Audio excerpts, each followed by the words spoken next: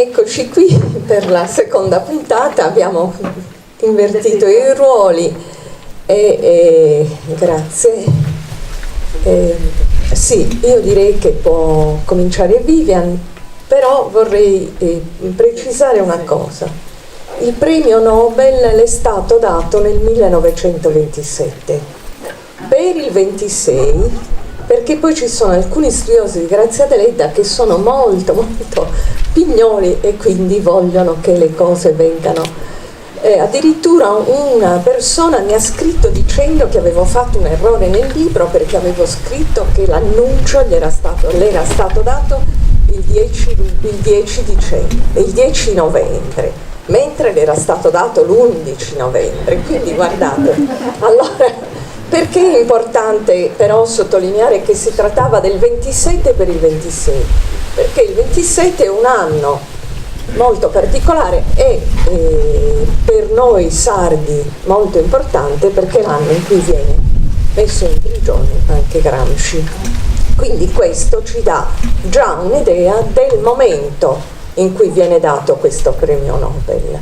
Ecco, quindi siamo in pieno fascismo, nel momento in cui il fascismo crea l'OVRA, la polizia segreta, che comincia con i pestaggi e gli arresti degli oppositori in modo veramente massiccio. Quindi è un periodo molto particolare. Le viene dato per il 26, quindi lei l'annuncio ce l'ha nel novembre del 27. Ecco, quindi un anno dopo le viene dato per il 26 perché quell'anno non era stato concesso. Ecco, quindi voglio dire, le date non sono importanti se non sono poi legate a quello che c'è dietro queste date. Però in effetti poi si ripete sempre che il 26, ed è giusto, non è un errore, è proprio giusto, perché l'elenco dei Nobel, Grazia Deledda, risulta proprio in quell'anno, nel 26. Grazie Rossana De Dola. Già dalle parole con cui ha iniziato capiamo molte cose che adesso vedremo. Di biografie naturalmente su Grazia Deledda non è la prima, certo, non è la prima, ma almeno per me è la prima. È la prima perché non si limita a... ci sono state biografie mediocri, meno che mediocri, anche buone, anche molto buone, ma questa secondo me è diversa, ha delle ali in più e anche, diciamo, il contrario delle ali leggere, una trivella, non so, quando si scava per cercare il petrolio, ha anche una trivella in più perché scava nel profondo. E non si limita, no, a dire è nata il 28 settembre, non inizia, è nata il 27 settembre 1871, non si limita a elencare gli infiniti titoli di romanzi e racconti intervallati, come spesso nelle biografie si vede, da giudizi calati dall'alto, ironie gratuite che si permettono questi biografi, come se loro potessero giudicarla. Spesso questa ironia è inopportuna. Grazie De Dola ha delle ali in più, innanzitutto perché è psicanalista, e questo non lo dico solo io, questa biografia è stata molto lodata, anche portata in televisione nella trasmissione di Michela Murgia, che ne ha parlato, e resta, ecco, la cosa per cui ti sono grata, non te l'ho detto perché poi siamo sempre di corsa, non ci si incontra mai. La cosa per cui sono grata è che perché la biografia deve lasciare qualche cosa in più, no? Dai dati li possiamo trovare ovunque, i dati e le date. Ti deve lasciare una cosa in più. La cosa che a me ha lasciato è una forte ribellione, è quasi una ribellione sarda, è una ribellione contro le invidie e le meschinità che per tutta la vita l'hanno inseguita. Magari adesso lei che ci sta mandando un po' di venticelle si fa sentire. Eccola. una ribellione per l'ottusità, per le anche dopo il Nobel ci sono citazioni molto opportune, è un libro di quante pagine? Tantissime, quasi 400 pagine, scritte abbastanza in piccolo, dove trovare, è una miniera, non è solo una biografia di Grazia Deledda, ma di tutta quest'epoca e di tutte queste voci, poi un'epoca particolare tra l'Ottocento e il Novecento, Freud, Mussolini, è riuscita a sopravvivere, diciamo, ma non lo so come dire. Dopo il Nobel quasi la vita le è stata ancora più difficile quasi che prima del Nobel, perché persino Oietti, mi sembra, adesso correggimi perché io sbaglio spesso, si è permesso di scrivere adesso che ha stiracchiato il premio Nobel, cioè dopo che l'ha ricevuto, che incomincia a studiarsi l'italiano. Ma sì, io ecco, allora questo libro ti dà una forza, parlo forse soprattutto, ma non solo al femminile, perché se vuoi completare questo discorso? Sì, anche perché poi la storia si è vendicata. Chi è che legge più Ugo Ietti? Nessuno. E com'era la lingua di Ugo Ietti? Non era il direttore del Corriere della Sera che negli anni l'aveva un po' perseguitata. L'episodio più famoso è quello, anzi il segno più famoso è la dedica che Pirandello gli fa nel libro Suo marito. Il libro, come sapete, è dedicato... quel libro. Ma insomma, no, io non sono d'accordo. Vabbè, e comunque si può vedere da vari punti di vista. Ecco, Suo marito, dedicato alla figura del marito di Grazia Deledda, che Pirandello chiamava Grazio Deleddo, è dedicato a Ugo Ietti. E quindi già questo la dice lunga sui rapporti tra Pirandello e Ugo Ietti contro Grazia Deledda e contro il marito. È una cosa spiacevole perché il marito era una persona molto accogliente e infatti proprio a Roma, con un giornalista francese che riferisce questo episodio, anche il fatto che lui chiamava Grazio Deleddo il marito di Grazia Deledda, andavano fuori porta in carrozza per fare delle gite, quindi Pirandello, Grazia Deledda il marito, Ugo Ietti, probabilmente Stanis Manca, e con delle bottiglie di vino che il marito di Grazia Deledda si infilava sempre in tasca. Quindi era un uomo portato invece alla giovialità, che amava la compagnia, amava ospitare persone semplici e persone importanti. Ho riportato una bella lettera per dirvi che ospitava Grazia Deledda, a parte i sardi che sapete che l'andavano a trovare, tra questi c'era Salvator Ruiu, c'era Mura e altri. Ecco, c'è una lettera a Stanislao, il musicista Stanislao, ora mi sfugge il nome perché dopo la serata di ieri sono un po' provata, la bella serata, abbiamo fatto le ore piccole, ecco, e che cosa gli dice? Mi raccomando, ritorni. Lui era un grande musicista che era diventato famoso perché aveva scritto una canzone che era diventata famosa nel mondo. Abitava a Parigi, si chiama Lao Silesu, e il suo nome del musicista era amico di Ravel, cioè qui siamo ai livelli europei, quindi non è un personaggio qualsiasi. Ecco perché è importante dire chi erano, non limitarsi ai nomi. Ecco, lui gli dice: se torna mi piacerebbe rifare una scampagnata con lei, e mi raccomando, riporti Caruso. Quindi chi frequentava? Frequentava anche i grandi tenori riconosciuti nel mondo.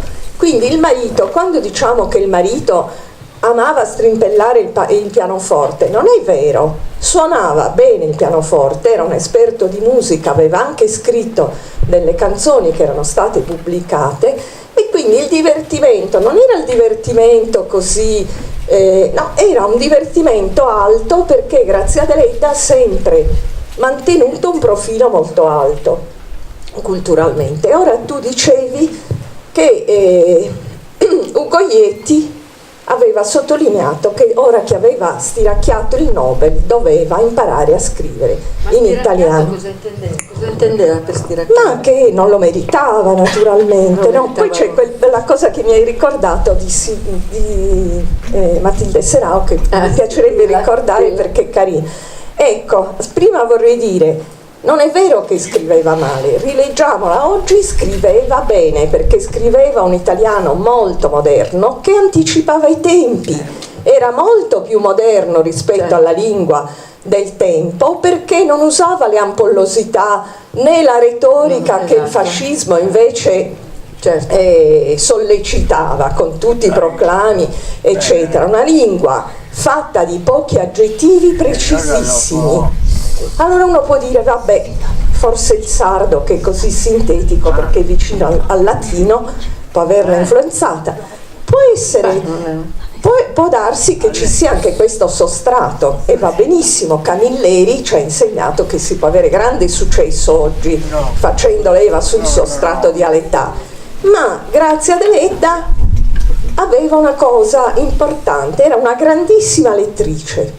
Io ho trovato a Roma nella casa degli eredi Morelli, cioè i nipoti di Giuseppina Deledda Morelli, la sorella, e la moglie del nipote era ancora in vita quando sono andata a casa loro. Ho visto che dietro delle librerie che erano rimaste intatte nel tempo, era la casa anche di Mirella Morelli, la nipote di Grazia Deledda, ieri dicevo che era la sua figlia d'anima, ho trovato dei libri nascosti in doppia fila. Ho chiesto, i nipoti hanno detto no, ma no, non c'è più niente, abbiamo dato via tutto. Ho detto fatemi vedere, così per caso vorrei vedere. Prendo un libretto, per caso il primo, e mi capita tra le mani il libro di devozioni di Ghisleri, che era il libretto che Stanis Manca le aveva regalato quando era andata a trovarla a Nuoro. Quindi ritrovo questo libro che in Italia si trova solo alla Domus Galileiana di Pisa, non l'avevo rintracciato ancora, quindi ho avuto la fortuna di poterlo leggere, di vederlo. E poi ho visto che la dedica era stata ben cancellata, quindi dimostrava che la vicenda con Stanis Manca non era finita tanto bene per lei, altrimenti non cancelli la dedica. Però c'era anche una viola del pensiero tra le pagine, quindi questo libretto che ha mantenuto le tracce della sua prima passione amorosa, finita in modo molto drastico per colpa di una parola detta di troppo, detta da colui che De Gubernatis definì quel volgarissimo, e aveva ragione perché quella parola è veramente volgare, quel volgarissimo cronista della Tribuna. Sì. Quando dicevano la nana sarda. No, lui le ha scritto io sono arrabbiata da tutti questi uomini che non la poteva amare perché quando l'aveva vista l'aveva considerata come una nana. Allora io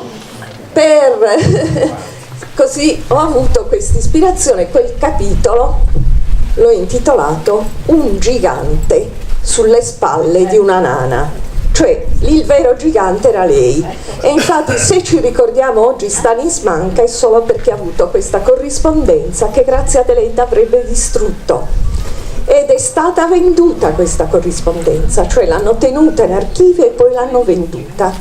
Perché lui non si è disfatto delle lettere dopo averle dato della nana? Questo è il mio punto di domanda, non ci si comportava così a quei tempi, quindi De Gubernatis in fondo aveva ragione. Ma prima dicevo di Matilde Serao, lo vuoi raccontare tu? No, lo racconti tu. Leggo solo questo della nana un secondo, sì. Che qui lei dice sono piccina, sa, a chi sta scrivendo non lo so adesso, poi.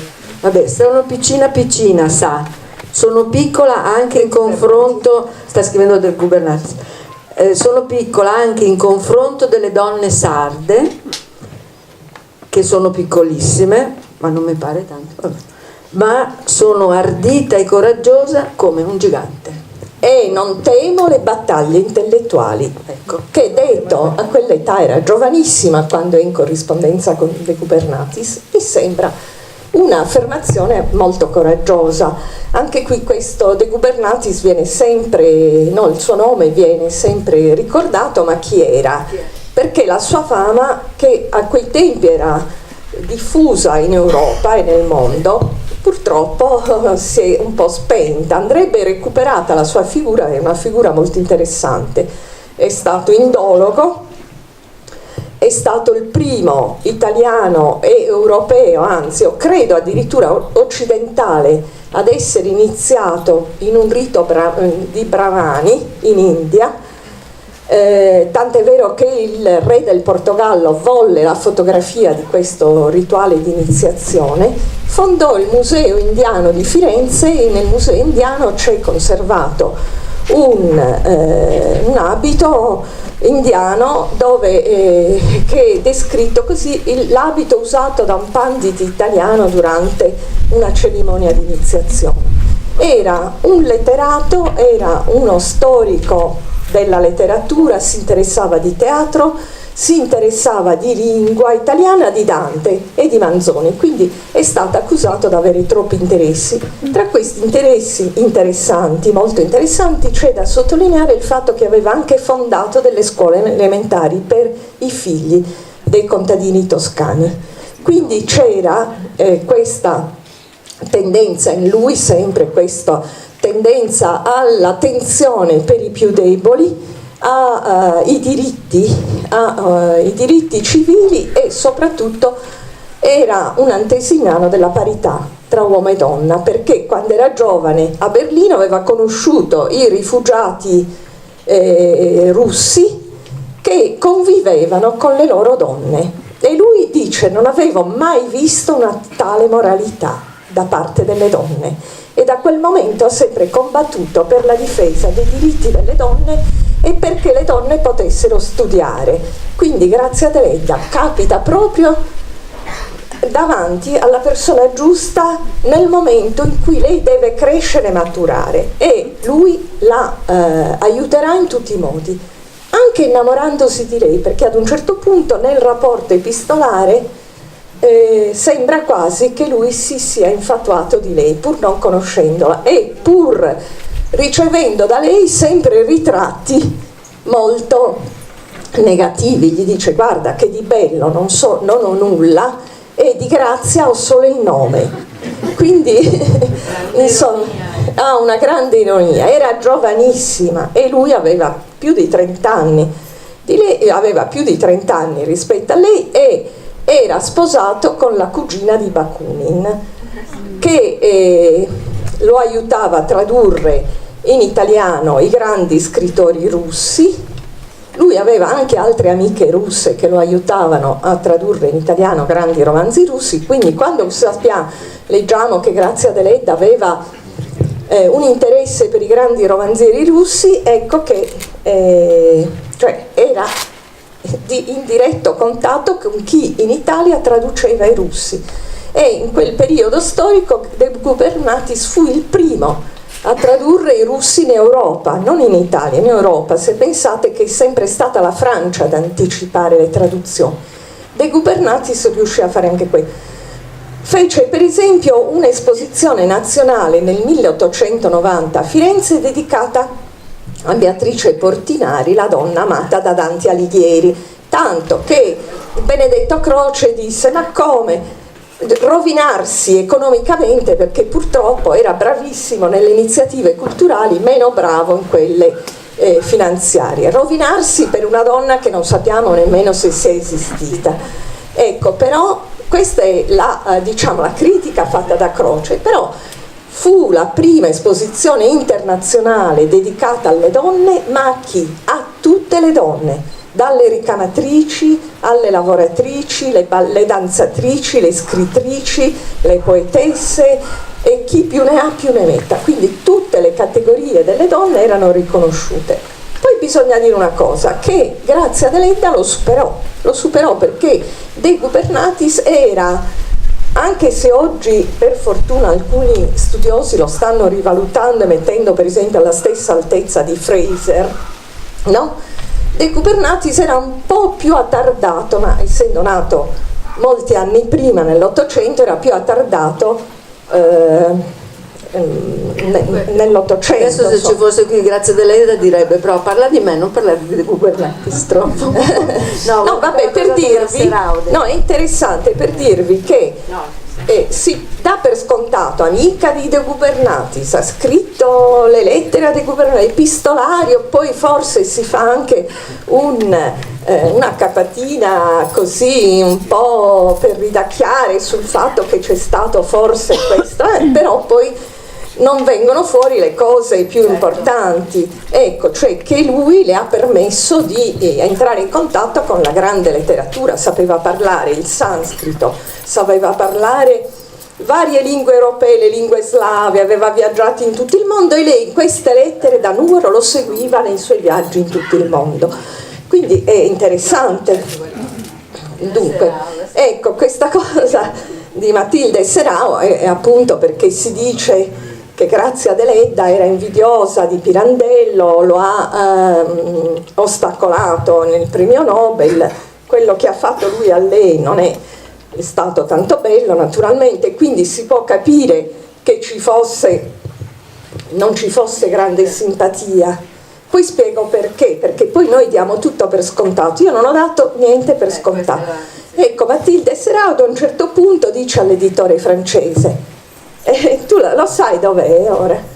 Chillu Pirandello, lo volete? Chillu Pirandello, lo vorrete tradurre in francese? No, 140. Ecco, Chillu Pirandello,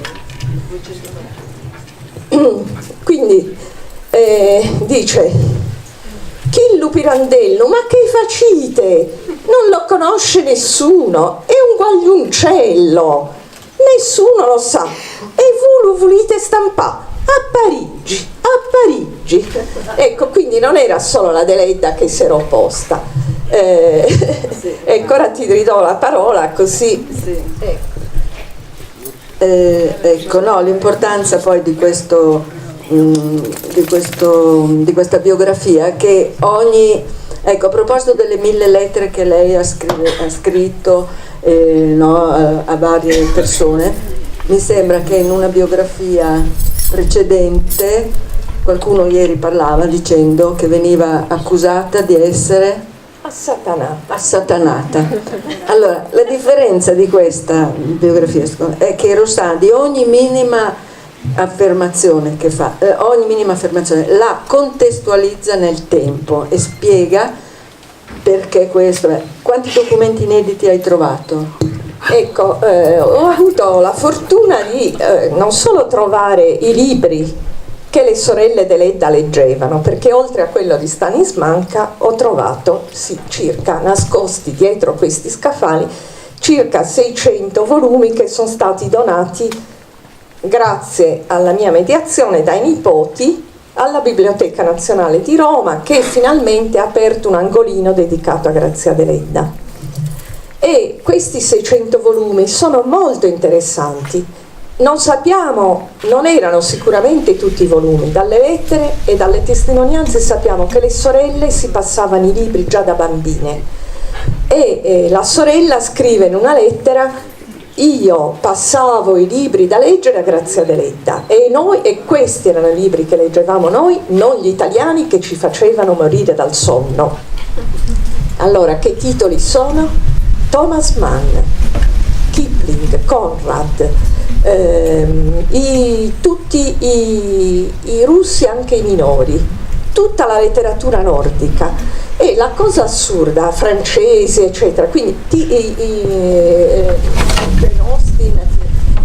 c'è anche Tagore, quindi l'India ritorna, c'è anche Tagore e la sorella Nicolina era molto legata ai filosofi mistici, al pensiero indiano, quindi questo interesse per il pensiero indiano ritorna e ci fa capire che forse il suo legame con la natura ha radici molto profonde che si collegano anche ad un certo tipo di culture e quindi i volumi sono questi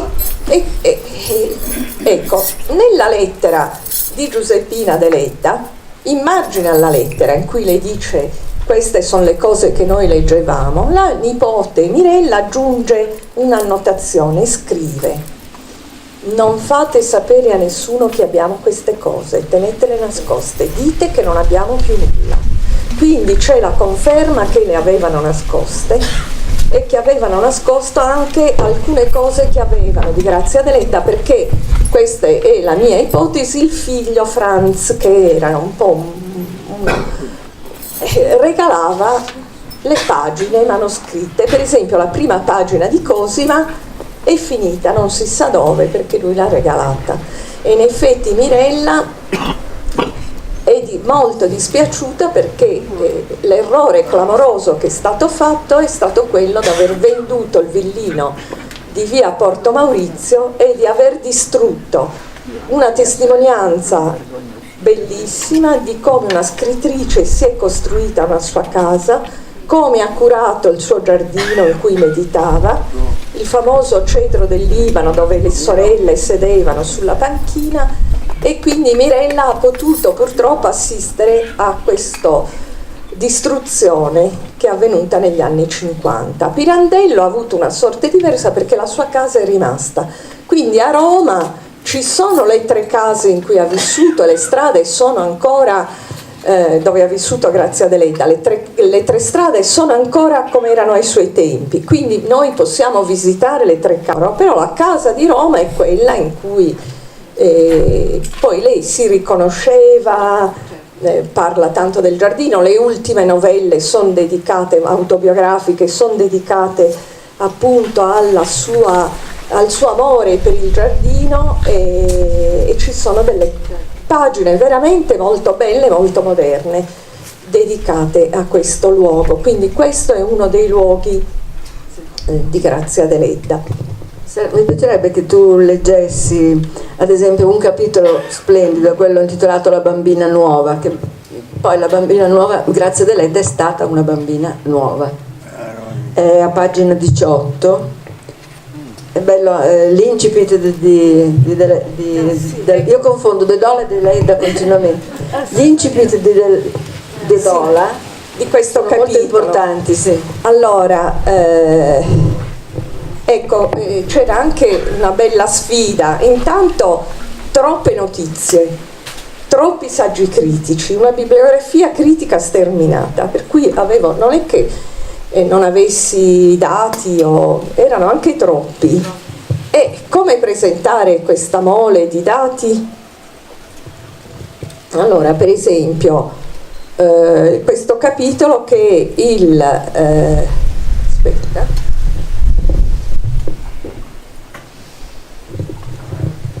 ha riportato anche l'atto di battesimo, no? Ecco, no, vabbè, questo l'atto di battesimo era già stato riportato da tanti, sì, si conosce, però in questo contesto il 28 settembre del 1871, sicuramente non contento di essere diventato da pochi mesi suddito di un'Italia che aveva strappato Roma al Papa per farne la sua capitale, Giovanni Antonio Deledda attraversò le strade di Nuoro aprendo il corteo che accompagnava nella cattedrale per il battesimo la bambina nuova, venuta al mondo il giorno in cui si santificavano i martiri Cosma e Damiano, dopo 2 figli maschi, Santo Andrea e una femmina, Vincenza.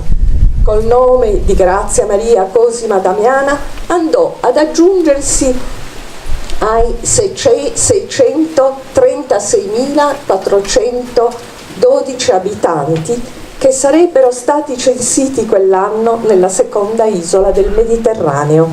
A nessuno venne in mente che quella femminuccia appena nata avrebbe fatto parlare di sé, non solo nell'Italia appena unificata, ma addirittura nel mondo intero.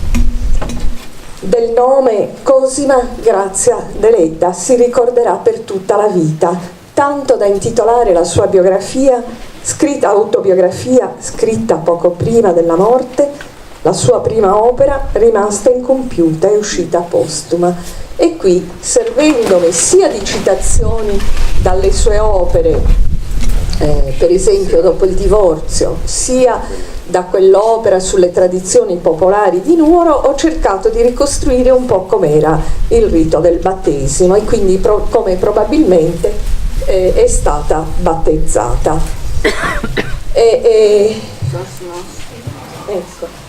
Dice, a Nuoro il battesimo si celebrava con una cerimonia in gran pompa, con dolci e vini. Vestito a nuovo, il babbo andava a invitare il padrino e la madrina, chiamati sosnos, e pronunciava una frase: Benzo si mi factes sacaritate de mi faces cristiana creaturetta. Vengo per chiedere se mi fate la carità di far diventare cristiana una creaturina.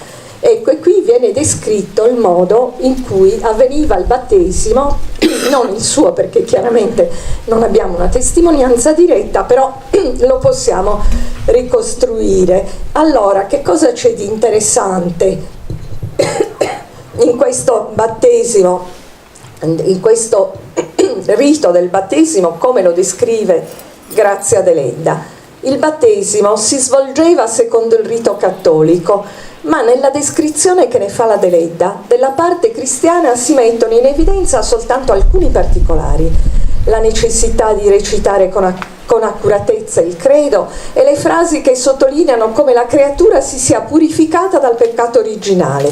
Eppure l'attenzione sembra andare su altri gesti che fanno parte integrante della cerimonia e che si discostano dall'aspetto spirituale e cristiano.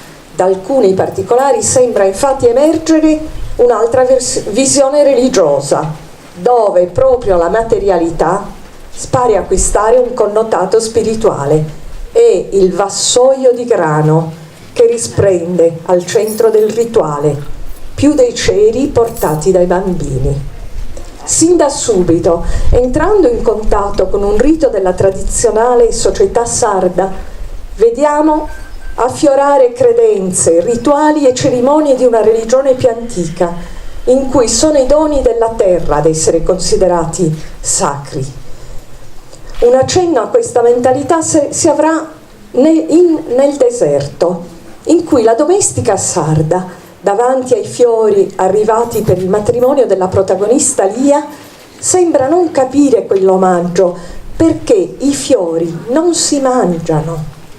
Appena arrivata a Roma dalla Sardegna, la giovane protagonista porta in dono al vecchio zio Square, legata in una scatola di cartone, proprio l'aranciata, che il vecchio zio non sembra gradire e che andrà ad ammuffire sotto il lettuccio della nipote. L'aranciata, io poi sono golosa. L'aranzata. Noi facciamo l'aranciata, no, però in questo caso veniva chiamata l'aranciata anche, quindi ho usato. No, ma voglio dire, io pensavo che fosse una spremuta, invece è un dolce. Ecco, purtroppo pensate che alla fine di questo capitolo avevo riportato la ricetta esatta dell'aranzata, ma la casa editrice per questioni di lunghezza del volume l'ha voluta togliere. Perché qui come tu dici una carta con dentro l'aranciata, io pensavo una carta con dentro l'aranciata. Dopo dici un dolce tradizionale fatto con scorze d'arancia, miele e mandorle. Ecco. Non so se vi posso leggere ancora qualche pezzo per farvi vedere un po' come è scritto questo libro. Allora, vediamo il secondo capitolo intitolato La casa col cortile triangolare. Poi passo la parola a te, altrimenti non. Quando pose mano alla sua ultima opera, Cosima, la scrittrice aveva alle spalle varie esperienze abitative. A Roma aveva abitato in via Modena 50, poi in via Sallustiana 4, qui seguì via Cadorna 29 e ora viveva nel villino di via Porto Maurizio 15, che prese il nome di via Imperia, col grande giardino. Se Rudyard Kipling utilizzò i proventi del premio Nobel per costruirsi un laghetto nel parco della propria villa nella campagna inglese, L'Adelaide invece li adoperò per comprare la casa di Cervia in cui passava le vacanze. Ritornò dunque nella sua prima casa, perché descrive la prima casa, quella di Nuoro, in Cosima. Ritornò dunque nella sua prima casa con tutta l'esperienza di vita, con tutta la sua esperienza di vita e con una sincerità che colpisce, decise di lavare i panni in pubblico. Ecco, quindi anche questo è molto interessante, il fatto che non lasciò, perché sapeva che anche questo poteva essere oggetto di derisione, non lasciò agli altri il compito di rivelare le tragedie che avevano attraversato la sua infanzia, con i due fratelli maschi che soccombono, il primo sotto il peso dell'alcolismo e il secondo addirittura finirà in prigione. Sarà lei a raccontare queste vicende tragiche della sua infanzia. Forse posso leggere ancora qui come la descrizione della casa di Nuoro. La descrizione dettagliata permette al lettore di entrare in vari ambienti e nell'antica cucina dove viene custodito il fuoco.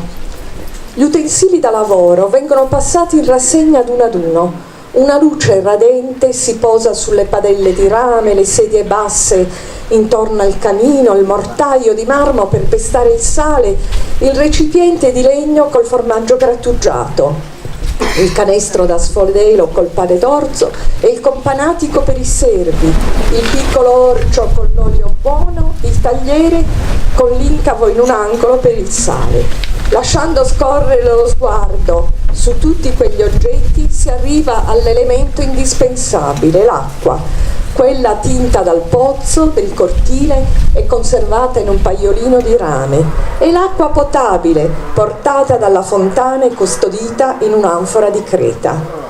In una civiltà ferita, l'India, lo scrittore di Trinidad, Vidyanadhar Suprasad Naipaul, entrando a Pune, in India, in una cucina simile a quella descritta da Grazia Deledda in Cosima, ha un'impressione di antichità. Citazione di Naipaul: in un angolo c'era il contenitore dell'acqua, un orcio di argilla posto all'interno di un solido cubo in muratura, una collocazione che ricordava i banconi delle taverne di Pompei. Tutti gli oggetti necessari avevano un posto. La sorpresa di Naipaul ci permette di avvertire che anche nella descrizione di Cosima, col semplice superamento di una soglia, si è verificato uno scarto temporale che ci ha trasportato indietro nei millenni. Ecco, quindi vedete che non mi soffermo solo su Grazia Deledda, ma partendo anche da altre esperienze, come può essere quella di Naipaul, anche lui premio Nobel della letteratura, cerco di far capire in profondità di fronte a che fenomeno ci troviamo, perché noi lo diamo per scontato, soprattutto per esempio perché stando in una casa come questa, dove sono rimasti tutti quei segni dell'antichità, noi sappiamo che quei gesti si sono ripetuti per generazioni e generazioni, però la memoria di tutto questo si sta perdendo. Ecco, e quindi uno sguardo esterno, come può essere quello dello scrittore di Trinidad, ci fa capire che cosa Grazia Deledda descrive in Cosima. Sta descrivendo una società che che è rimasta una società tradizionale di cui i segni sono rimasti fino all'età moderna. Quindi capite la differenza, non si parla solo di Grazia Deledda in questo libro, ma di tutta l'Europa di quegli anni e di Grazia Deledda in modo molto più profondo. Non per niente Rossana De Dola è psicanalista junghiana dell'Istituto Jung di Zurigo, e hai avuto questa recensione di Caterina Arcidiacono molto bella, molto che fa la differenza. Invece io continuo a essere arrabbiata con Ugo Ietti, che anche ha scritto, guarda, adesso l'ho ritrovato, sempre dopo che ha avuto il Nobel, mi dice: per la quinta volta, per la quinta volta mi sono trovato di fronte, con tutto il rispetto, figurati, per l'illustre scrittrice, a una specie di asina di Buridano che non sa decidersi fra la vena del Corriere e quella del Secolo, perché i suoi racconti erano contesi sia dal Corriere della Sera, e il Secolo, qui intende il Secolo... No, in realtà non aveva ancora preso il premio Nobel, però è stato molto sfortunato perché appunto le impone di scegliere tra i due giornali e lei dice che non può scegliere perché ha dato la parola anche all'altro.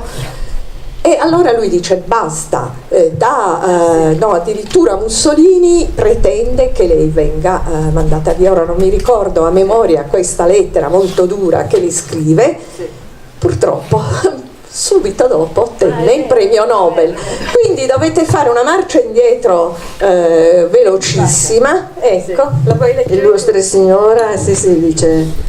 lui quando lei non decide per il Corriere le scrive una lettera gelida di ghiaccio, ecco, sembrò dunque e poi, come dici tu, col premio Nobel è costretto a dirgli sta.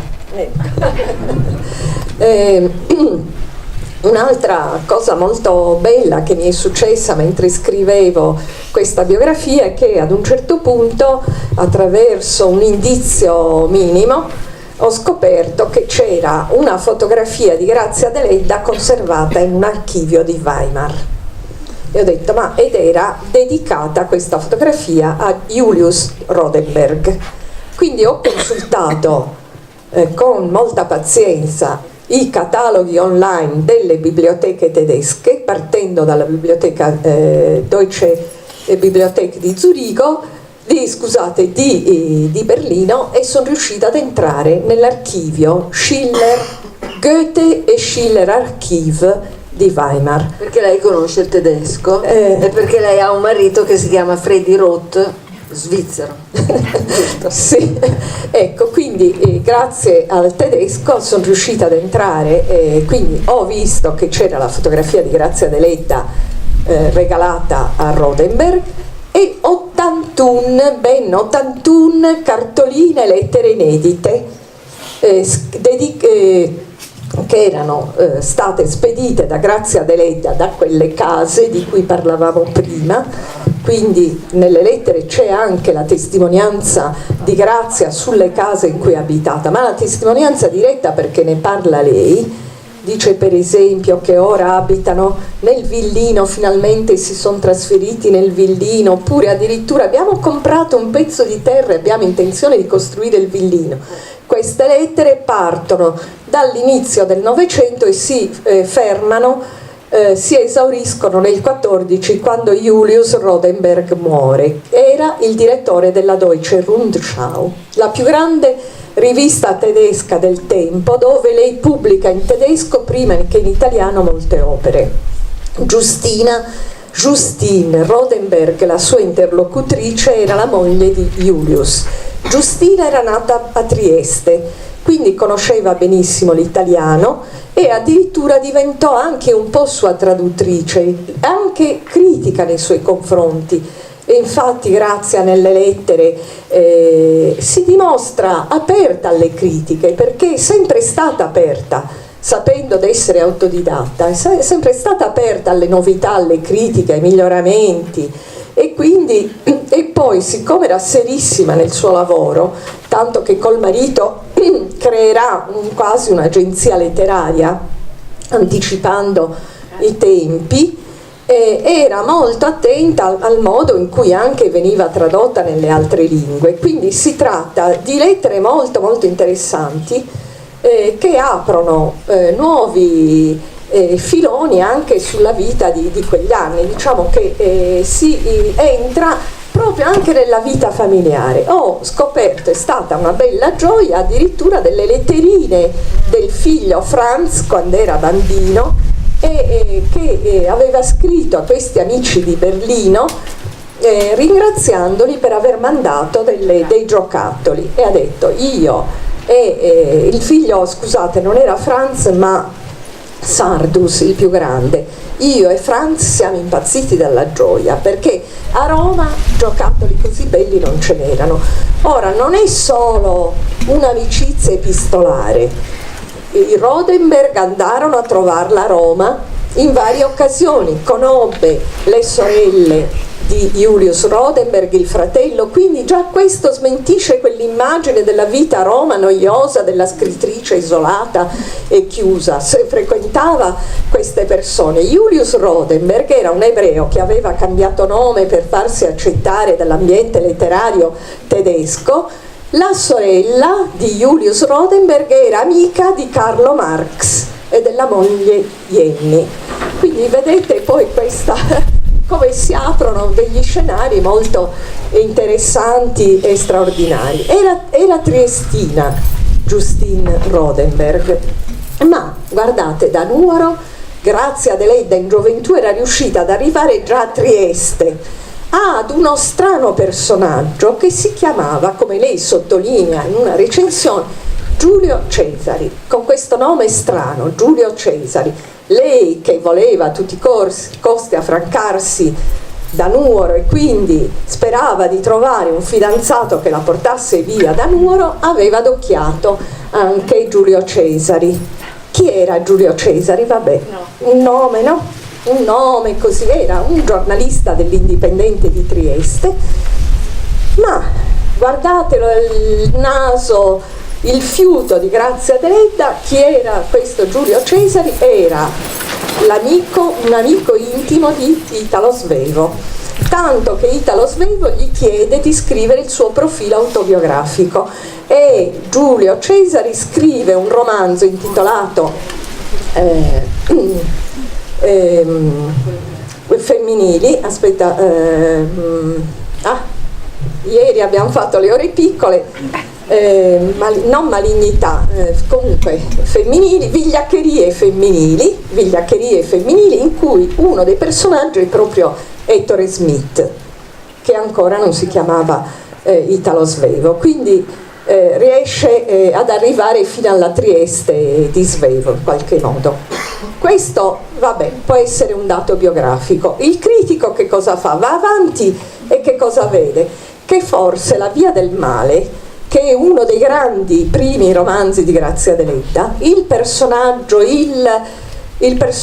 protagonista, il servo Benu, Pietro Benu, che si innamora della donna ricca e viene sconfitto da quest'amore, è molto simile al protagonista di Senilità. Siamo in due società completamente diverse, ma è Linetto, il personaggio maschile, che crolla davanti sia alla sua ambizione sfrenata, perché seduce la donna più ricca di lui, ma non sa poi mantenere quell'altezza, crolla. E il protagonista di Svevo si suicida, Pietro Bennu passa all'omicidio, perché l'anima primitiva reagisce con sentimenti più diretti. Ecco, quindi la cosa che ho tentato di fare è di riportare poi tutti gli elementi biografici ad andare ancora più a fondo. Cioè, non mi interessa tanto dire che forse si è avvicinata a Svevo, mi interessa scoprire in un suo romanzo che ha interpretato, forse non lo conosceva, non l'aveva letto, però era, diciamo, un modo di pensare contemporaneo a Svevo. È stata retrocessa al verismo dalla critica letteraria, ma aveva 4 anni meno di Pirandello, quindi era più giovane di Pirandello, anche se lei si era abbassata l'età, ed era più giovane, sì, cioè lei diceva di essere nata nel 75, non l'ha mai smentito. E quindi, 94 anni. Sì.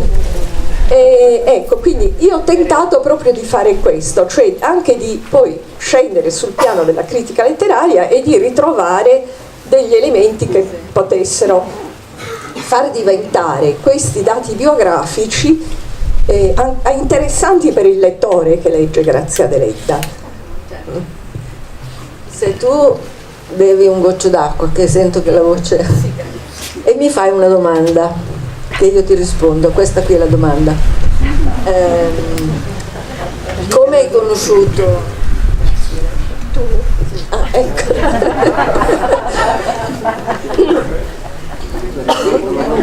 Vivian, come hai conosciuto Grazia Deledda? Guardate che lo so già,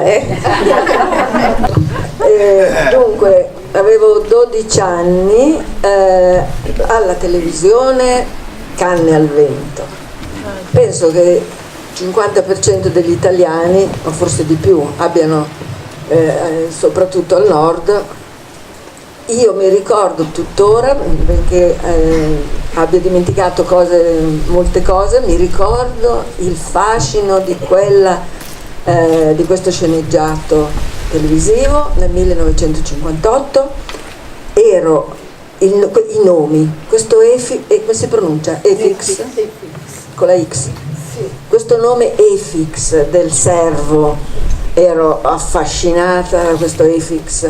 Ma è un nome sardo? No, perché alcuni giovani Fisio, vabbè, Fisio è brutto, invece è Efix. No, e ci sono alcuni giovani sardi che mi hanno detto non ho mai sentito questo nome. Efix. Poi le 4 sorelle, Esther, Ruth, Noemi e Lia, quella che era. Ecco, allora io sono andata prima di venire qui in Sardegna alle 3 di notte col cellulare, volevo ricordarmi l'anno di questo, allora ho cliccato Canne al vento, TV, io ho soltanto scritto così, mezza addormentata. Non solo mi è venuto fuori tutto quanto, in più vedo quelle freccine, clicco, tutto Canne al vento. Nel cellulare me lo sono guardato dalle 3 alle 5 di notte e poi magari se ci leggi l'inizio, no? E allora io ho guardato intanto gli interpreti, volevo ricordarmi il Narciso, come si chiamava? Giacinto era stato interpretato da Franco Interlenghi, che il 90% di chi è a noi. Efix da Carlo D'Angelo, e tutti hanno riconosciuto che è stato l'attore più grande in questo. Noemi, ecco, anche quella mi affascinava. Io avevo 12 anni, vedevo questa Noemi, cosa avrà avuto Noemi di anni? Le 3 sorelle, lei era la più giovane, no? Beh, Cosetta Greco, Cosetta Greco, Giacinto, Franco Interlenghi, Grisenda, si legge Grisenda o Grisenda, José Greci e Don Fredu Roldano Lupi, perché poi tutti erano innamorati di Roldano Lupi oltre che di Franco Interlenghi. Ecco, e eravamo ipnotizzati, cos'era? Puntate a venerdì mi pare, il venerdì era il giorno tutti ipnotizzati da queste canne al vento. Io ogni volta che vedo, adesso oggi per esempio, che vedo il vento penso canne al vento, e ho iniziato così la mia conoscenza. Forse posso leggere? No, è quello che ci stavo per chiedere. Allora, così è contenta anche lei che le si dia. in questo capitolo è intitolato Affinità pericolose e pesci rossi, ed c'è una epigrafe di Kokoschka. Non ero il solo ad avventurarmi in acque perigliose, tutto il mondo sembrava preda a un malessere esistenziale. L'uomo non si accontentava come un pesciolino rosso della sua coppa di vetro. Chissà se... Stai leggendo la Deledda? No, poi la leggo appena, perché così vi faccio capire come si inseriscono poi... Chissà se nel gennaio del 1912 Grazia accompagnò Sardo e Franza al cinema, Regina a vedere il primo film muto sulle avventure di Pinocchio, che veniva proiettato in quella sala accompagnato dalla voce dell'orchestra che suonava dal vivo. I giornali ne segnalavano l'inatteso successo e le lunghe file d'attesa per la proiezione. La critica lo elogiava all'unanimità, anche se era stata spiazzata da un solo episodio, quello di Pinocchio tra gli indiani e le giubbe rosse. Le avventure di Pinocchio era ancora uno dei pochi libri che vendeva di più in assoluto, era arrivato a 300.000 copie.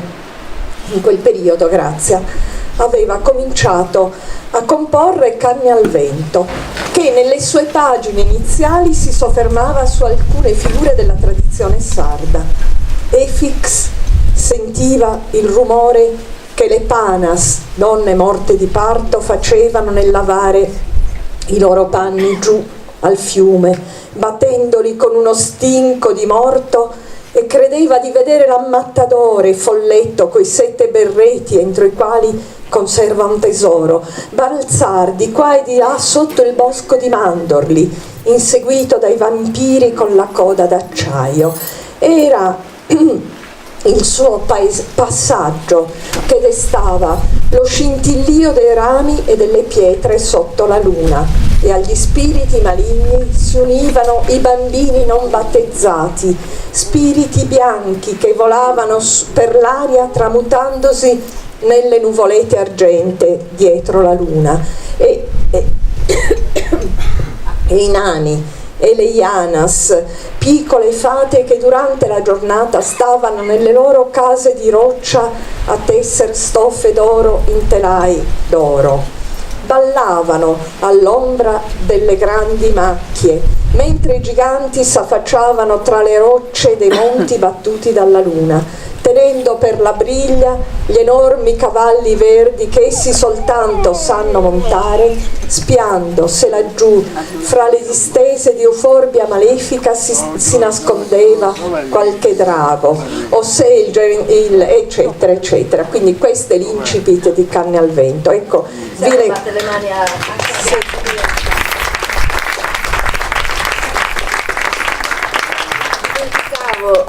Un'altra eccezionale biografia scritta da Rossana De Dola è quella su Collodi. Sei una pinocchiologa, no, più che pinocchiologa, insomma è bellissima questa come era intitolata? Biografia? No, era intitolata Pinocchio e Collodi, e devo dire che quel libro mi ha aiutato molto anche nella biografia di Grazia Deledda, perché dicevano gli studiosi di Collodi una vita senza avventure, quella dello scrittore delle avventure di Pinocchio. E io mi sono stupita, ma come una vita senza avventure? Gli sono morti 4 fratellini nel giro di 2 mesi. Si è fatto 2 guerre di indipendenza andando a piedi a combattere, e una di queste battaglie è stata quella di Curtatone Montanara, dove sono morti quasi tutti gli studenti dell'Università di Pisa. Per fortuna lui non è stato ucciso, altrimenti Pinocchio non sarebbe mai nato. Ecco, quindi quelle vicende biografiche che i biografi avevano sottovalutato, ma Manganelli si chiedeva sempre: da dove nasce il mito della bambina coi capelli turchini morta? Beh, nasce dalle esperienze anche che ha vissuto, da questi traumi che ha vissuto da bambino.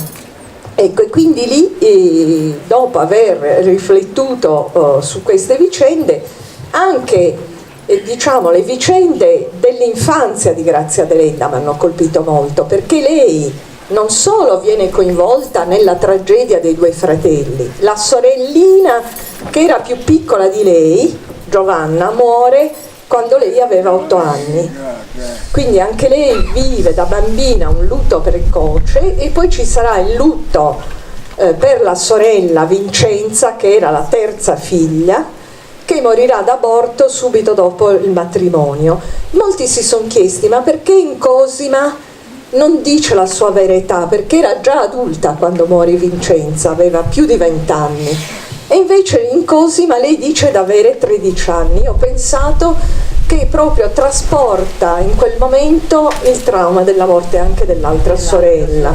Sì, quindi ecco, alcuni hanno parlato di forza virile a proposito di Grazia Deledda, forza virile, perché dobbiamo parlare di forza virile? Infatti io nel mio libro uso una parola che so che a te non piace molto, resilienza, che è la capacità di non spezzarsi dei metalli, e la usa uno psichiatra, Boris Cyrillak, a proposito di persone che subiscono vicende traumatiche e che però non vengono spezzate, resistono. Il suo libro è intitolato I brutti anatrocoli, e lui racconta anche la vicenda di un bambino che è vissuto in campo di concentramento, riesce a scappare dagli aguzzini che lo inseguono, si nasconde, poi lo inseguono ancora e viene salvato in un'ambulanza da un'infermiera che lo copre.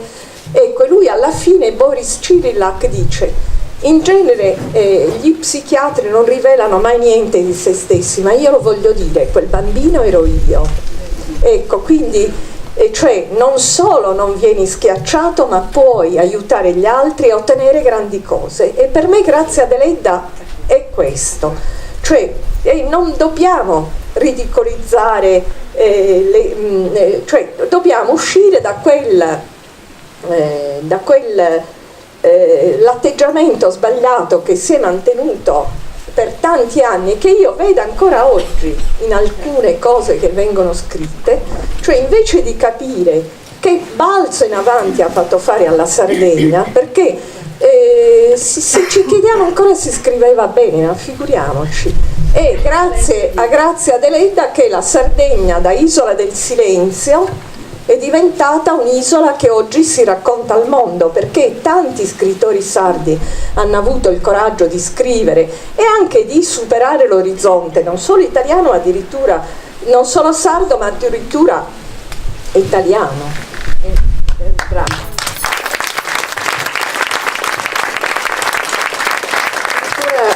Mi pare che abbia scritto che la Mansfield ha consigliato la lettura a Virginia Woolf.